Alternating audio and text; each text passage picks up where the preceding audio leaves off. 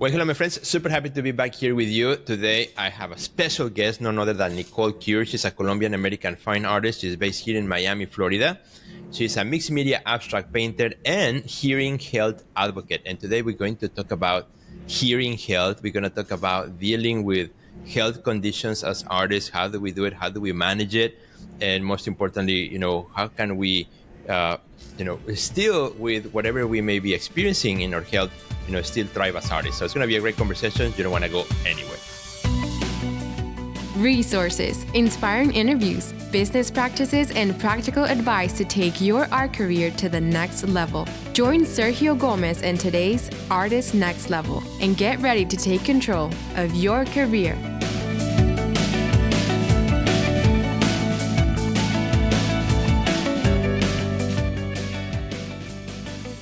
Hi, Nicolle. Good to see you. How are you? Hi, how are you? Thank you for having me. Of course. Thank you for being here. Thank you for accepting the invitation.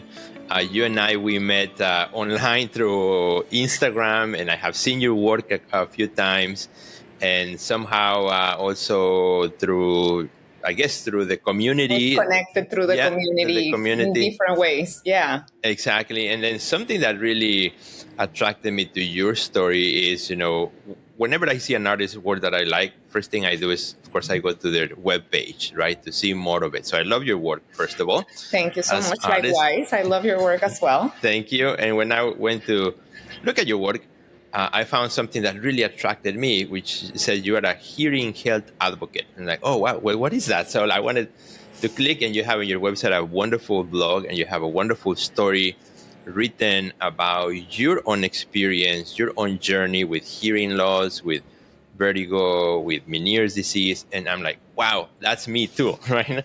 I identified right away with that message because I have suffered with that. I have mentioned a number of times here inside the podcast, and people who know me the closest, they know that I also suffer from some of those similar conditions. So we connected and said, well, let's talk about this, right? Let's talk about it. Maybe there are friends out there who may be dealing with something similar or with some other health condition, and they're also artists trying to manage their career through these things. So that's what today's going to be all about. Yes, and there are many, actually, that you said sometimes people are not open about these conditions, but when I think for me has been so liberating to share what I'm going through, because there are days that are not really good, and there are days that are, like we were just discussing right before recording, that I was having a really bad day yesterday, symptom-wise. And that also informs our art. So it's important to, not everybody has to share, but it's important that if it's part of your journey as an artist, of course, it might help other people. And that's why we wanted to come on and discuss it a little more. Absolutely. I could not agree more. But before we talk about that specifically, let's talk about the one thing that brings us together, which is art, right? You're an artist. I'm an artist, or friends who are listening, probably they're artists too. Tell me a little bit about your art. What kind of art you make, particularly for the friends who may not be, watching as a video, they're listening to the podcast. Describe a little bit of the work that you do, and how did you arrive to become an artist, just in a few words. Of course. So I am an artist. I think I've been an artist my whole life. I don't recall a day I wasn't creating. I come from a very artistic family. My dad is also a painter and an architect, and my mom is a fashion designer. So there was always art, combination, sketches, around me, fabric samples and things like that. So I really had a beautiful childhood surrounded by art, I could say. And I am an abstract artist, but I don't like myself to put myself in the box, because I used to be a surrealist artist. No kidding, really? Yes, I used to do a lot of my favorite artist is Salvador Dali. I absolutely adored his work and his personality and all that. So I used to do a lot of surrealism, and then when I experienced hearing loss, which we'll talk about a little in more depth, because of the physicality of being standing up for too long, maybe at an easel, I had to change the way I painted. So I started painting more fluid on the floor. So my paintings are described as fluid abstract artworks, and I work in mixed media. I like the textural aspect of it. I incorporate graphite and charcoal markings, sometimes sprays, but they have this soothing atmosphere, very ethereal, and I do that intentionally because first I do it for myself. I like to, I live a very, everywhere around us is stressful. So obviously art and my studio is like a safe haven to me. So I like to say that obviously it's my meditative practice. So I use a lot of repetitive mark making and movements, and that really calms me down. And I hope for the viewer to experience exactly the same thing when they're in front of a piece. I love it. I love it. And I think that's also one of the reasons I really was attracted to your work too, because I also use, like in the back, a lot of layering. There's a lot of like subtle changes. And even though I'm an acrylic painter, it's almost like a watercolor for me. My paintings are very flat. This is very, very, I love the transparency of things and kind of like this ethereal, spiritual effect that it creates. So, I can see that in your work as well. There's a lot of layering and depth in between those layers. Correct. Yeah. Yeah, absolutely. And that is, I think that's the one common thread between our works. And so, let's talk about the hearing, right? Which for you and me, that's also a common thread of conversation. And a very special one that everything kind of surrounds this topic because it's the way we live, correct? So let's talk about, that first moment when you experience it. How did it happen to you? I'll share a little bit of my experience too.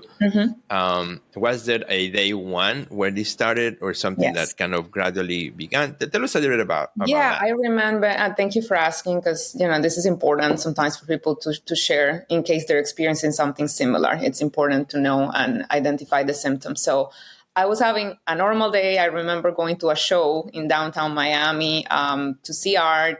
Perfect night, The next day I was in the hospital. I was rushed to the hospital. I had lost my hearing in my right ear 100%. Oh, wow. I woke up with a fullness in my ear, a lot of pressure in my right ear.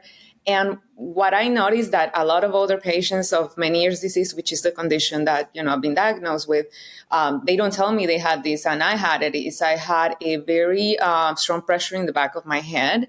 And also it was numb. So if I touch the back of my head and under my eye in the front of my face, it was also numb. So I assume, and after that, many conversations with doctors, we arrived at the fact that I had a lot of inflammation inside my inner ear and my, the connection to the brain, and that was causing the numbness, right? But obviously when you wake up like that, feeling odd, like you can't really hear, you can't feel a lot of different parts of your head, it's very worrisome. So I went to the hospital and they started to do all these tests, which I am sure you're familiar with. And the devastating part of it is a lot of these tests come back normal. Like they do MRIs and they do CT scans and they do all these different things to pinpoint if it's a brain issue, And of course, yes, you're happy to see there's not a tumor. As many cases, there is a tumor. But when you don't really get answers, that's what the long journey of diagnosis starts. So for me, I was dealing with ringing in the ear, massive pain in my ears, tinnitus, which is the ringing in the ear. But also I had a condition called hyperacusis, which is every sound around me was intensified, like by 100. So it was like hearing things. I could even hear electricity run through the walls. It was the weirdest thing. And when I tell people they don't understand, because on the outside you pretty much look normal, but inside you're dealing with all these things that sometimes you cannot even describe to a doctor when you're sitting in front of them. So yes, just to answer the question, it was that very moment where I woke up it was a Friday, it was August in 2017. And from that day on, my life completely changed. Yeah. Yeah. So how was your experience with sudden hearing loss? Yeah, so mine was a bit different, but also a lot of similarities. So I was driving back then. I was teaching at the college, and I was driving in the morning. It was the day after. I remember it was the day after Valentine's Day. So we had a wonderful dinner last night. I think I overate, maybe. I would say maybe that was the cause. I ate too much. We don't know. But we don't know. Not, right? So, yes. I was great, and I know I was under a lot of stress because we had just moved to a new house. It was my first year teaching at this particular college. I didn't have any of the course material before because they were all new courses. So Okay. every day I was pretty much teaching and then going home and then working on the session for the next day on all the courses. So it was really crazy. And, we had a baby, so that was also stressful. And I remember I was driving to the college. As I'm pulling to the parking lot, all of a sudden, everything starts spinning. I had never had an episode. I had been dizzy, but never had a vertigo episode of that massive. I mean, everything was like, I couldn't tell if I was going straight, left, or right. So I had to like stop the car, wave my hand, so the campus police would see me. They came. I really thought I was having a heart attack maybe or something. So you think like you're dying, like you're passing out, like at some points you think something's really wrong with you. Right. So exactly. It's very scary. And prior to that, I had always been very healthy. So, the ambulance came, they took me, they put me down to sleep. Then when I woke up, hours later in the hospital, that's when, just as I went in through all the tests, the MRI and everything. And same thing. Things came out, no brain injury, no tumor, things like that. So then the next is, of course, going through all the tests for inner ear health and such, which in my case, in my case, it was very inconclusive. So I was diagnosed also with Meniere's, but there were some things that were, right on the money with Meniere's, but others that didn't quite match as well. So, and that's what I learned about this problem, that it has so many variables, and we all experience it in different ways. It was inconclusive because I did an ECOG test. I'm sure maybe you had that done too, and it came inconclusive as well. Yeah. So as you, Anna, what you're describing is what they do is they do a diagnose by exclusion, right? So all the symptoms, like, okay, so you've had so many vertigo attacks in this period of time, check. You had hearing loss, you have fluctuating pressure in the ear, you have dizzy spells, all these things, and they arrive at a diagnosis. But it's hard because it is really hard. I don't know, how long did it take you to get the diagnosis of Meniere's? Oh, that's a good question. I don't remember because this to me started almost 20 years ago. So it's been a long time. So I don't remember the exact, because I went to see a number of doctors. Like I would go to see one specialist, like, I don't know, I want a second opinion. Correct. So I went to another one, and I went to the head of Loyola Hearing in Chicago, which was like the top medical doctor for inner ear. And probably that was maybe 2 months later, after visiting different doctors. Yes. And so everybody had like different things, different pamphlets to give you to read. Different theories.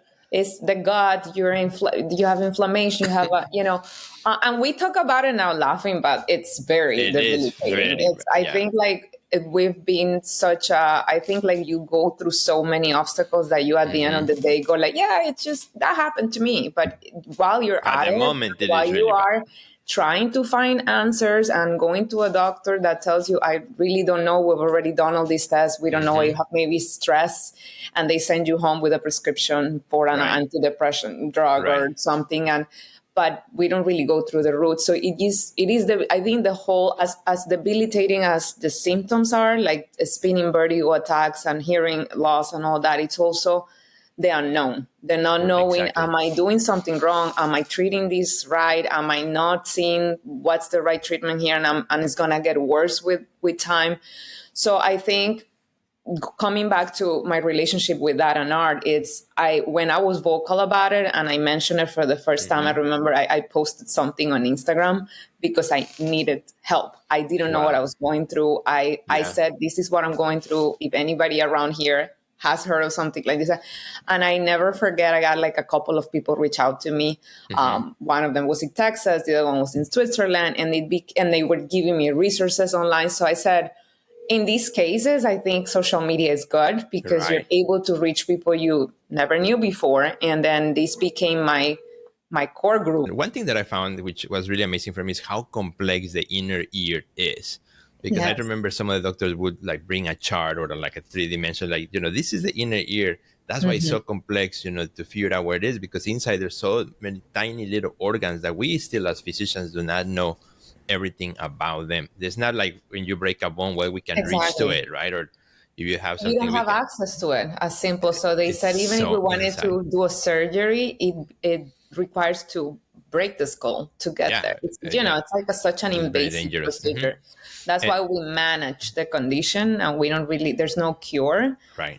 It's a management tools, and sometimes they work, and sometimes Right. you can live a normal life in a few weeks, and then a vertigo attack hits you and just puts you in bed for like the next 2 days. And it just depends of the Right. gravity of the attack. But uh, inner ear, it's like you said, it's so complex, and a lot of people brush it out. Oh, it's just an infection. Maybe I went to no, no, no. And the one thing that I always say when somebody asks me is that I learned that you have 72 hours. So when you have sudden hearing loss and you can't hear, it's you have a period of 72 hours, because in my case, which I think was your case, is sudden sensory neural hearing loss, which is neurological, and that if you don't start treating it in Treating it. 72 hours, you lose your chance of regenerating the hair cells or anything. So it's important to know it's not something like, oh, let me leave it for next month or something. Right. No, it shouldn't be like that. So Yeah, no, treat it. absolutely agree. And let's talk about dealing, right? How do we deal with it as artists? What are some of the even like some tips? What are some of the things that have helped you? What are some of the things that have helped me? Because this is a condition that we carry on. I mean, I had art openings where my friends had to like take me home, because I had a sudden episode at the gallery and I couldn't drive. Yes. So let's talk about some of the things that have helped us, deal with these things, with our hearing problems, and how does that also affect our art making and or being an artist and so on. It So is so challenging, I may yeah. say. It is still challenging for me, but it's important to discuss. Yeah, so some of the tips are what helps me. Basically, I know stress, it's a killer for everybody.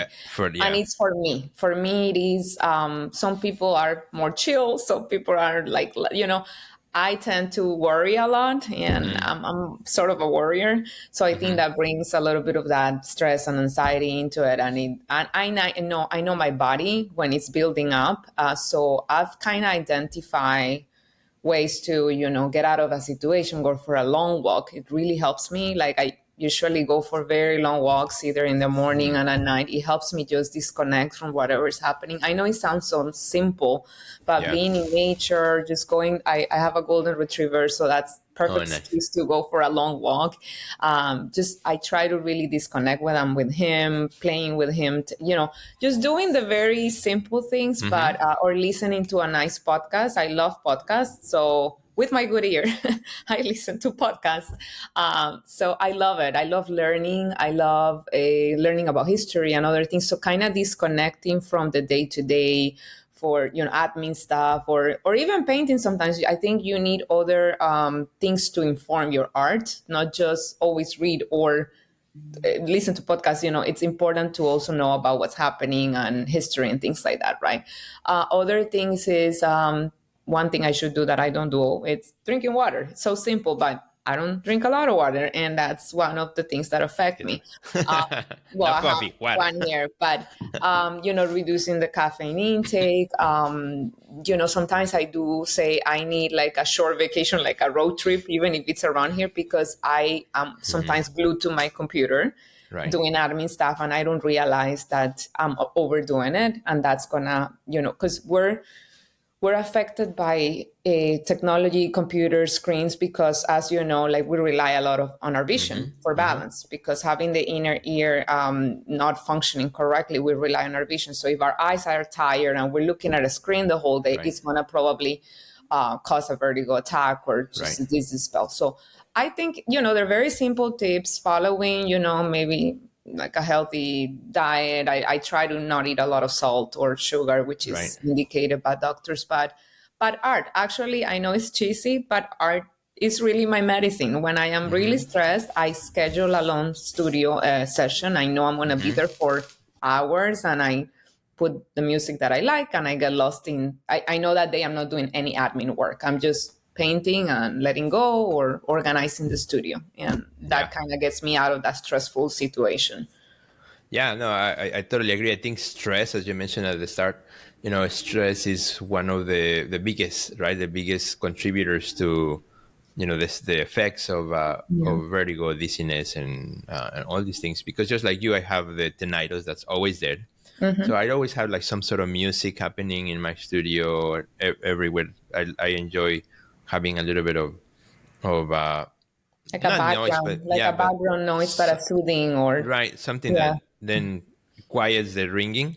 yeah. Whereas now after 20 years, I forget I have it unless it's all quiet. You Right? get used to it, but it's there. It's there, exactly. And one thing that's annoying, of course, is when you have some sort of hearing loss, which for me is on the right ear. Like when somebody's speaking, particularly if I'm at an opening, I really have to pay attention to people's eyes so I can understand what they're saying. Otherwise, the noise gets difficult. And for me, that's one of the biggest things I have to be very mindful that, like, my wife knows about my condition and my friends. So sometimes she's like, hey, this person is talking to you. So then I can veer my attention to it. Because I'm a gallery owner, so I have no choice. I have to be You have to speak. in openings. I curate shows. So I travel curating exhibitions. And then when I'm an artist too. So it's part of my job, right? My responsibility to be there for people.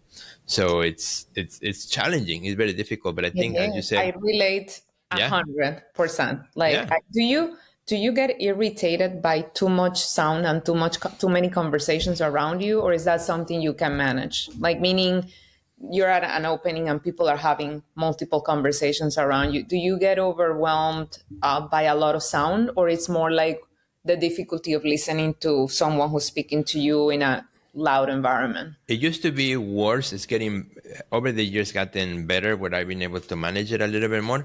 For me, what gets really tiring is, let's say, if I didn't have a good sleep the night before and I'm already tired, so I will have a bigger chance of like getting kind of confused, things like that. For me, like the eyes get tired quickly, and if the eyes get tired, then I stop hearing. Like, I tune out, right? So I have to be very mindful, like kind of work my way through the opening slowly. If I see that it's getting too noisy, kind of go to the bathroom or escape. Or, I don't have long conversations with people because of the same thing. And so, so I kind of, you kind of learn the tricks that can help you manage the work that you have to do. And so I've kind of, find what helps me, which is like pulling away for a few minutes sometimes. Breaks, like a little walk, like if I'm going to go see the show, but I just I need free space for me. I need to go check on something. Exactly. Then you go for a second to the restroom and put some water in your face and okay, I need 5 seconds. I tell people that I'm talking, because sometimes in openings, people come and they want to talk to you for a long time. So one escape route, like, hey, have you say hi to my wife? She's over there. That's a good one. Yeah. One and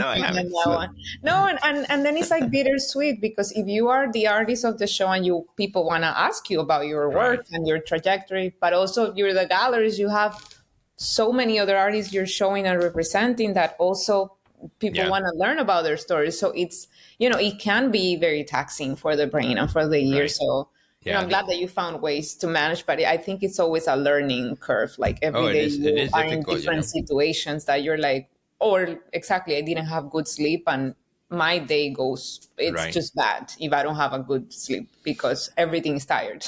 I remember one occasion where this was maybe 10 years ago or 8, I can't remember. I had a show in Italy that I curated. So I was going with a number of Chicago artists. We were all going to Italy for the opening of the show. And I was getting like dizzy. Like I had the vertigo episodes the 2 days before. So I was like, should I cancel the trip or should I go? Should I cancel? Should I go? And I'm like, oh, screw it. If I'm going to get dizzy here, I might as well get dizzy there, right? Exactly, in Italy. So I told all my friends, this is what's happening. I might need your help. And everybody was so nice and kind. Of course, I got dizzy over there. So I spent most of the time in my room the night of the opening. People knew it's important. Like you told people around you, I'm not having the best. This is what's happening this week. So and they were taking care of me. And so like the night of the opening, I really had to crawl to my room because I had an episode on the way from the door of the hotel to the room.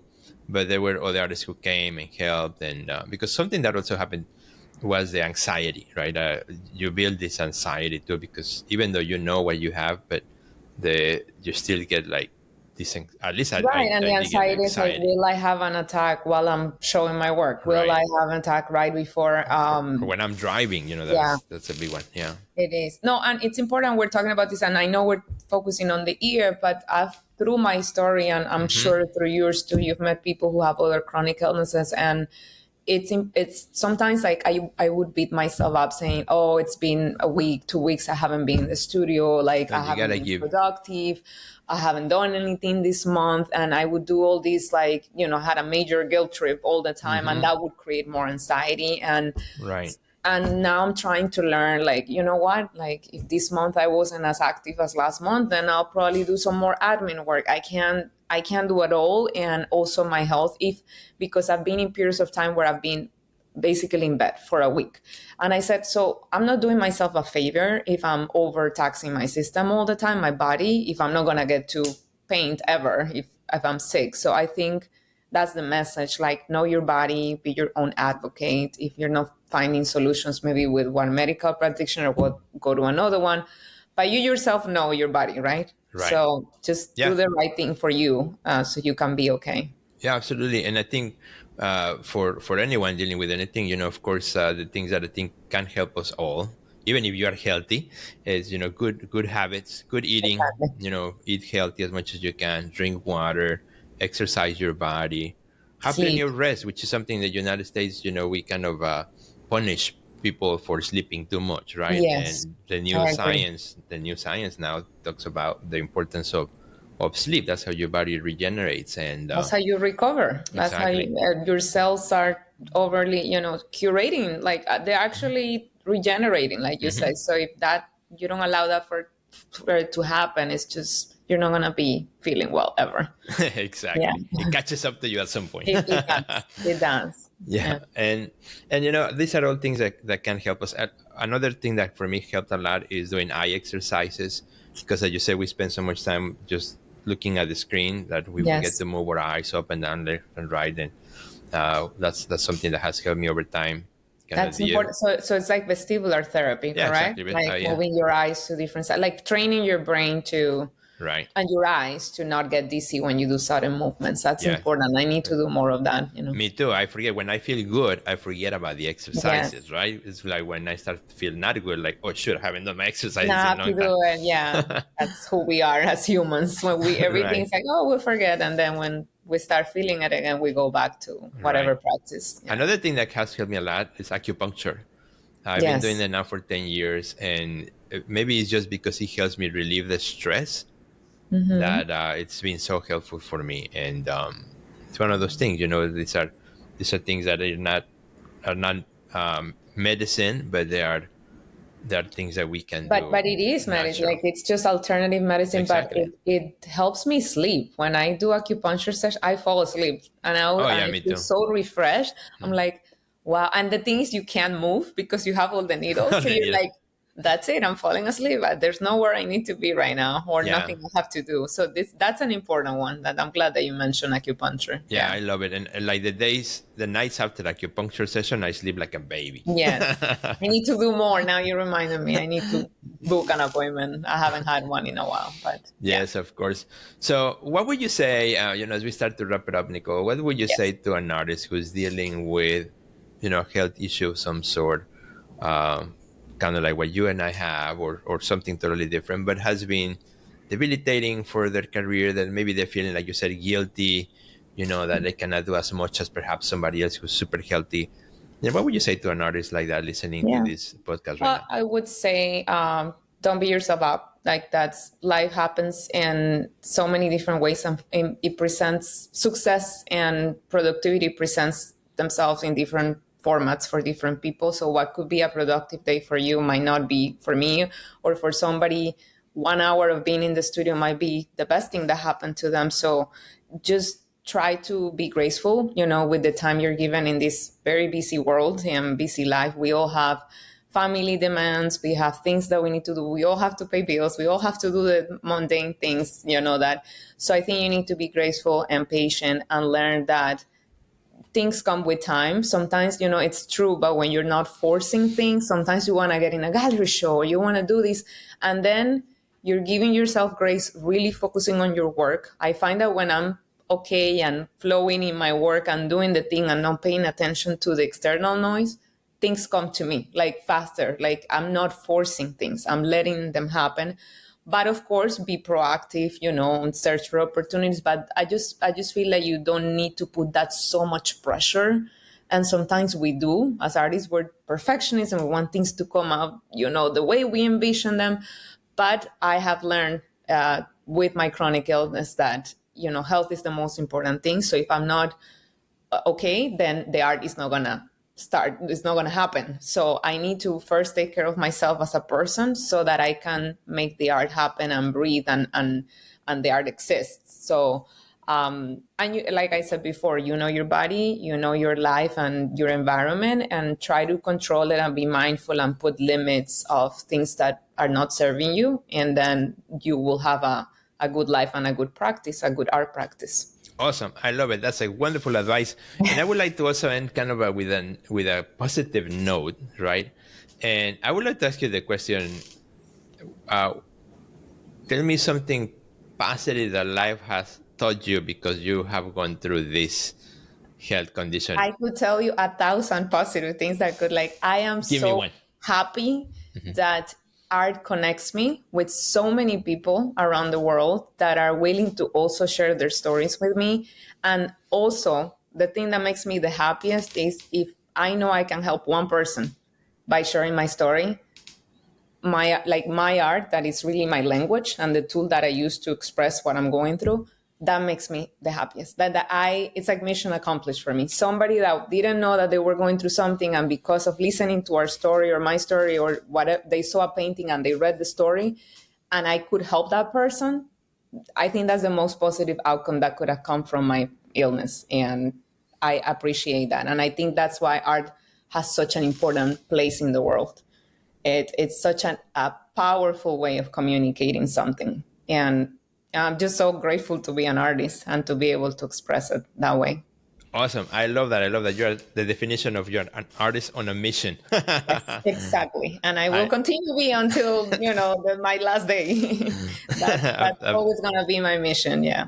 Yeah, I love that, and out of what we have been given in life, we can still do something good. And, Yes. that's what I've learned, through this journey of my own health, to really enjoy the moments of like stopping and just waiting. So otherwise, I would probably be running all the time. And there is a quote that says that, music is it's also in the silence. Yeah. So the high notes and the low notes, and then there's pauses. And that's true. Like when you pause, you re-examine, and it's important to pause. Right. And then you continue going and working and pouring yourself into your work. So, and I'm so glad that we connected, Sergio, because we have the same, Right. so many similarities and backgrounds and the love for the art. So it was kind of serendipitous to find, Right. to learn about your story and you learn about my story. And then hopefully this podcast could help a person that's going through something. Yeah. I'm sure it will. And Nicolle, I'm sure there are going to be friends right now listening who would love to see your work, to also, read your podcast. I mean, your blog. My blog, yeah. Yeah, your blog, read your story and connect with you. Where can our friends find you in social media and also on the web? Thank you for asking that. Yeah, so it's my name, Nicolle with 2 L's, NicolleCure.com. And then my Instagram is Nicolle Cure _art. And I also have a blog, like you mentioned, on my website. And that was the result of, I was getting a lot of questions about what do I do for treatments and all that. And I decided to create a health blog. So you can find it on my website. And I tell you all my journey from the beginning until now and how I'm feeling, resources, different things that I found, tips. And I really hope it's helpful for somebody who's looking for answers. And of course, my art is on my Instagram, on my website. Right. I'm going to be doing shows. I have a show coming up in Lauderdale, and where I know I will be seeing you. And there's things going on. I have a couple of collaborations happening, and I'm always very active on Instagram. So you can reach out to me via DM. Excellent, because it can be done. Yes, it can be done. It can be done. Yes, so you are proof of that as well. Of course. Thank you, Nicolle, for joining today, for sharing with our friends. This will not, of course, be the first, but we will have many other interactions and maybe a second follow-up to it too. We are also going to do one in Spanish also for our friends at some point. I'm very much looking forward to that. So it should be really, really fun. So thank you, my friends, for listening. Do us a big favor. If you enjoyed this episode, connect with Nicolle, reach out, let me know. Also, give us a review as well. That always helps. Share this episode with a friend. That's one thing that we can all do today, because you never know who may be silently going through something like this that you don't know about, that I don't know about, right? But that person may be going through something, and just to listen to this conversation could be like the thing that just gets them through the day today. And that would be really, really great. So thank you, my friends. We'll see you at the next level. Thank you. Check out our website at www.theartistnextlevel.com, where you will find our podcast library, learn about our upcoming webinars, find resources relevant to your career, and much more. Thanks for listening to today's podcast, and we'll see you at the next level.